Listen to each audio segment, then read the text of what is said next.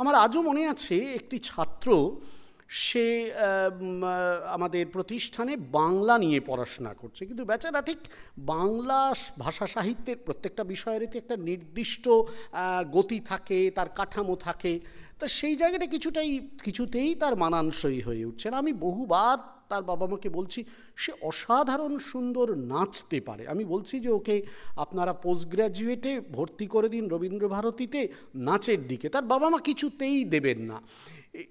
মানে ক্রমাগত লড়াই করার পর শেষ পর্যন্ত সে এমএ বাংলা পড়লো, তেমন কিছু করতে পারলো না। তারপরে যা হোক বাবা মা বুঝলেন, মানে সে কিন্তু ভর্তি হলো এবং এখন সে কিন্তু সেটা নিয়েই দাঁড়িয়ে যাচ্ছে।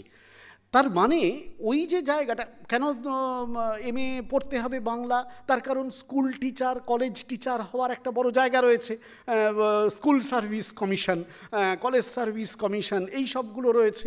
এবার তার থেকে যে নাচের জায়গাটা, সেটা তো কিছুটা অনিশ্চিত। এই যে নিশ্চিত জায়গা থেকে অনিশ্চিত জায়গায় আসার যে ঝুঁকি নেওয়াটা, সেই ঝুঁকি নেওয়াটা অনেক সময় বাবা মা নিতে চান না।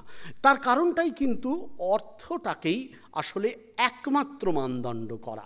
অর্থটা মানদণ্ড হবে না এটা আমি কখনো বলি না, কিন্তু ওটাই যদি একমাত্র মানদণ্ড হয়, তাহলে কিন্তু এই জাতীয় সমস্যাগুলো পেশাগত নির্বাচনের ক্ষেত্রে এসে পৌঁছয়।